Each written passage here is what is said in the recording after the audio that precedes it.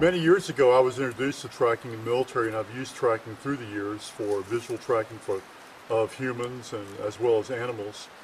And when I got involved with Sasquatch research, I realized that there's no way I could really be a good researcher without being track aware or utilizing my tracking skills.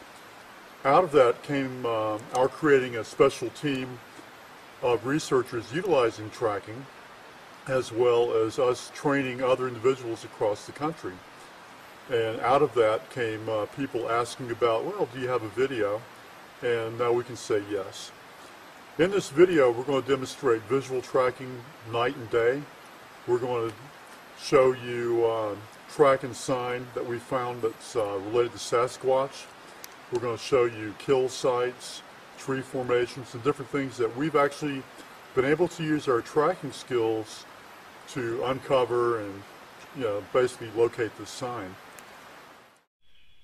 The art and science of tracking has survived, with tracking knowledge being passed down from tracker to tracker from ancient times to the modern day.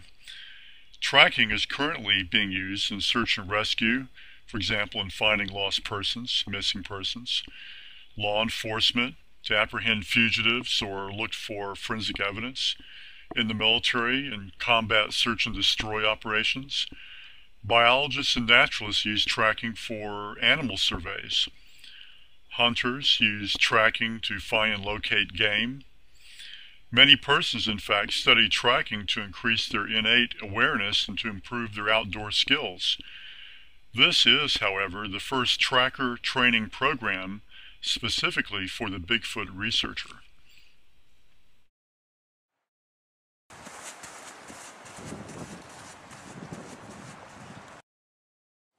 Okay, thanks to Keith now, we have 3 track lines. We have Keith where he walked a nice, even, quiet, normal pace. Then here we've got Keith walking at a little bit faster pace. And as I pointed out here, we've got a certain stride here, a little bit longer stride. From the normal pace here, we've got more even pressure on the ground with more pronounced toe digs starting to happen. And now over here we have where he took off and started running. And he's pushed off, creating a nice big toe dig here, pushing soil back this way. And look at the stride on this. The stride's increased greatly. As trackers, we will use a multitude of tracking tools when we're out in the field. First, we want to have the proper clothing for the environment and the weather. Second, we want to have a tracking stick. The tracking stick helps us see sign, and will be discussed further on in the video. And that's his area of responsibility, whereas the lead tracker will have kind of a pie shape of area that we're looking at. And it's not uncommon, though, for both flankers to help the lead guy help find sign in the middle, too. That often happens. We have, for the subject, again, using his heels, we have a long scrape here. And you can see where he slid down and flattened out some vegetation. He also tore some of this fern here. This fern was growing up here, and now of course it's been torn off and it ended up in the bottom of the footprint.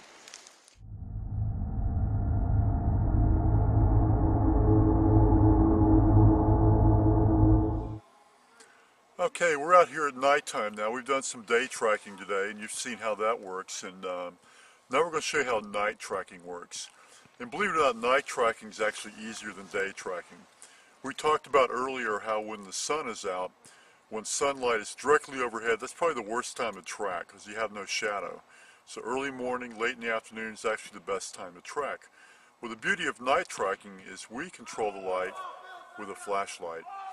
So we can control the light and put it in whatever angle we want to raise up the shadow and actually follow the track line. And what we're going to do here is just kind of show you on a couple tracks that we have on the ground here how easy that is. And we're going to show you how to apply that on a track line. Okay, so we've got a nice track on the ground here, which you probably really can't see too well. I'm going to turn a light on it from directly overhead, and you can see how this light just floods the area with bright light, pretty much leaving no shadow whatsoever. So if you were walking with the headlamp on, you wouldn't even see this track. However, if you get low to the ground and shine the light really close to the ground, you can control the light and you can create shadow, and you can actually see we have a perfectly good footprint right here with what looks like a tennis shoe. You can see the heel down here, but we got a really good impression right here that is now obvious because of us controlling the light. On this slide on the left, you can see an actual black bear overstep track, and as you can see, it looks like a rather large footprint. To the inexperienced might want to say is a Bigfoot track. And up in the top right hand corner we have a rather large black bear track that we found up in North Carolina. But you can imagine how the bear overstep in different types of substrates could very easily be mistaken for that of a Sasquatch track.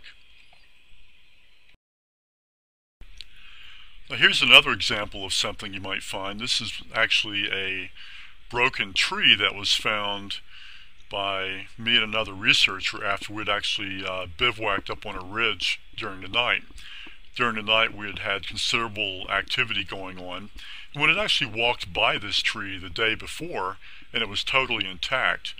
And when we left that morning heading out, and keep in mind this tree was only several hundred yards from where we bivouacked, this tree was snapped in half, and it was the only tree damage in the area. And it was kind of like a little calling card, like Sasquatch was here. As a researcher, you're likely to find possible animal kills, and this is one that I found up in Raven County, Georgia. And how I found this deer was by tracking what I thought was a Sasquatch for about a quarter mile. And pretty much I found every single footfall the Sasquatch left, and it led me right to this kill site. Okay, got an interesting sound there. See if we can locate that. Okay, I've got my compass here, I'm looking through it, I'm sighting in right at 37 degrees. So I know that sound came from 37 degrees. The format of this video is just like our tracking classes. It contains slide presentations as well as live tracking. And I do urge you to, when you watch this, to treat this like you are in a classroom. Take notes, pause it to study pictures, and even replay it a few times so you can soak up as much information as possible.